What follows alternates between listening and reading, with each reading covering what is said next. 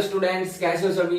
तो देखो आप लोगों के लिए बहुत ही बढ़िया खबर आई है, ठीक है, कि आप लोगों का जो सिलेबस है वो सीबीएसई ने लगभग कितना कम कर दिया, 30%। ठीक है, सीबीएसई ने आपका सिलेबस क्या कर दिया, लगभग 30% कम कर दिया, रिड्यूस कर दिया। ठीक है, तो अब आप लोगों के लिए बहुत ही बढ़िया खबर है। ठीक है, लगभग इसके अंदर 1500 एजुकेटर्स की हेल्प ली गई थी। ठीक है, इनकी गाइडलाइन के अनुसार मतलब जो सिलेबस है वो सभी सब्जेक्ट का क्या किया गया है, कम किया गया है। ठीक है, तो इन्होंने क्या किया कि 9 से लेकर 12th क्लास तक का सिलेबस क्या कर दिया, कम कर दिया। और जो पहली से लेकर जो 8वीं क्लास थी उसका इन्होंने स्कूल के ऊपर छोड़ दिया कि आप लोग जैसे करो वैसे कर लो। ठीक है, तो हम बात करते हैं केमिस्ट्री 12th क्लास की। तो क्या हुआ, तो देखो हमारे पास इस साल 16 यूनिट है। ठीक है, इस बार सॉलिड स्टेट को ऐड कर दिया था, पिछले साल नहीं थी सॉलिड स्टेट। ठीक है, तो 16 यूनिट हो गई थी। तो इन्होंने क्या किया कि जो यूनिट आपको हार्ड लगती थी ना या जो बोरिंग थी तो उनको क्या किया, इन्होंने उड़ा दिया। ठीक है, आपकी जो 6th यूनिट है, ठीक है, जनरल प्रिंसिपल आइसोलेशन और मेटलर्जी वाली, इसको क्या किया इन्होंने, कंप्लीटली उड़ा दिया। ठीक है, आपको बोरिंग लगती थी। उसके बाद केमिस्ट्री इन एवरीडे लाइफ थी, ठीक है, जिसमें हर डेफिनेशन आती थी, बच्चों को याद नहीं होती थी, इसको भी क्या किया, उड़ा दिया। ठीक है, आपका पूरा ख्याल रखा गया है। 15वीं यूनिट जो आती थी हमारे पास पॉलीमर्स थी, आसान थी। ठीक है, लेकिन फिर भी चलो कोई बात नहीं, इसको भी क्या कर दिया, उड़ा दिया गया है। तो इन 3 यूनिट को तो कंप्लीटली उड़ा दिया। ठीक है, और आप लोगों को भी क्या करना है, उड़ना है। ठीक है ना, इसमें नंबर लेने के लिए। अब उसके बाद जो दूसरी यूनिट है हमारी सॉल्यूशन, उसमें आप लोगों को वन ऑफ फैक्टर में दिक्कत आती थी। ठीक है, अब नॉन मॉलिक्यूलर मास में कंफ्यूज हो जाते थे बच्चे। ठीक है, वो टॉपिक भी उड़ा दिए। तो देखो हम देखते हैं कि कौन कौन सा पोर्शन रिड्यूस किया है। तो देखो जो हमारी पहली सॉलिड स्टेट है उसके अंदर electrical and magnetic properties, band theory of metals, conductor, semiconductor and insulator and N and P type semiconductor को क्या कर दिया गया है, उड़ा दिया गया। मींस जो पीछे का जो पोर्शन था सॉलिड स्टेट के अंदर उसको क्या किया, खत्म कर दिया। लेकिन ये जो कंडक्टर सेमीकंडक्टर थे आसान से टॉपिक थे। ठीक है, फिर भी उनको हटा दिया।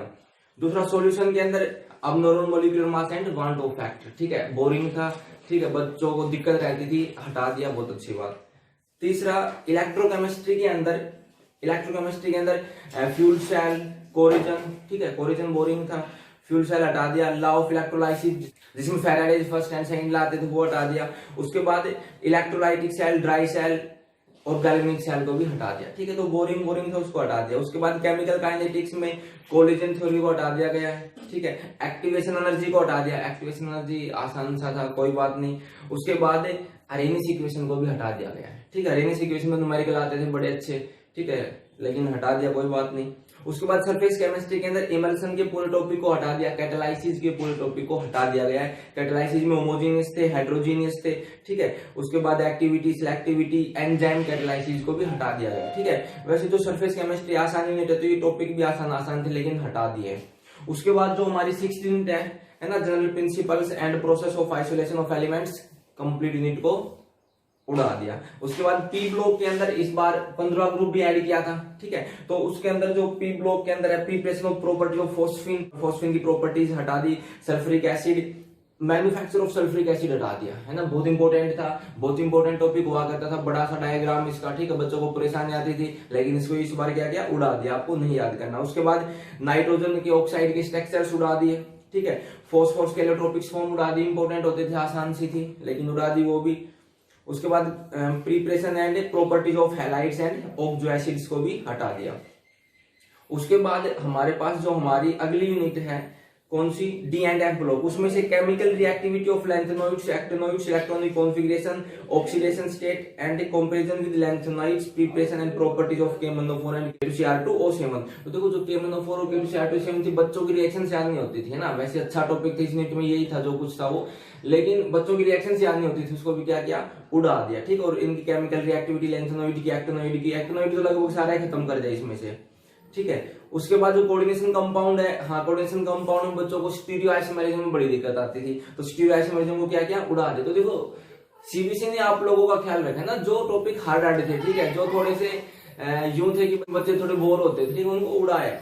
उसके बाद इंपोर्टेंस ऑफ कोऑर्डिनेशन कंपाउंड बिल्कुल बोरिंग था, हटा दिया, कोई वो बात नहीं थी उसमें। उसके बाद हेलोल्केन्स एंड हेलोरेन्स में uses of environmental effects of dichloromethane, trichloromethane, tetra chloromethane, iodoform, freons, DDT, means last में आता था हमारे पास ये पॉलीहाइलाइड्स के अंदर, वो सारा हटा दिया। यूं था, याद करना था, बोरिंग था। अगला चैप्टर हमारा एल्कोहल्स, फिनोल्स एंड ईथर्स के अंदर uses with reference to methanol and ethanol, एक छोटा सा टॉपिक उसको उठाया। लेकिन जो यूनिट नंबर 12 है ना, aldehydes, ketones and carboxylic acid, बड़ी इंपॉर्टेंट यूनिट है, इसमें से कुछ भी नहीं हटाया है, तो बड़ी बारीकी इस यूनिट को पढ़ना है, बहुत इंपॉर्टेंट यूनिट है, ठीक है, कुछ भी नहीं हटाया इस यूनिट में से। अमीन्स में से जो अमीन्स में 2 पार्ट होते थे, ठीक है, उसमें जो डाइजोनियम साल्ट वाला पार्ट ना, उसको सारे को क्या किया, उड़ा दिया, ठीक है, डाइजोनियम साल्ट के पूरे पार्ट उड़ा दिया।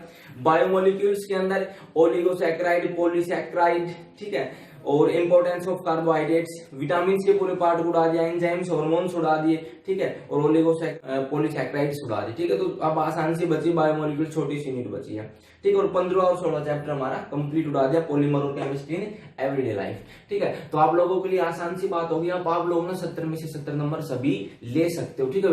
केमिस्ट्री तो पहले से आसान थी, ठीक है, अब और भी क्या कर दी इन्होंने, आसान कर दी है, ठीक है। आप लोगों का पूरा पूरा ख्याल रखा है इन्होंने, तो अब आप लोग बढ़िया तरीके से पढ़ेंगे सारे बच्चे, ठीक है, और बढ़िया ही नंबर लेंगे, बढ़िया क्या 70/70 ही लेंगे सारे, ओके, ठीक है। तो बेस्ट ऑफ लक।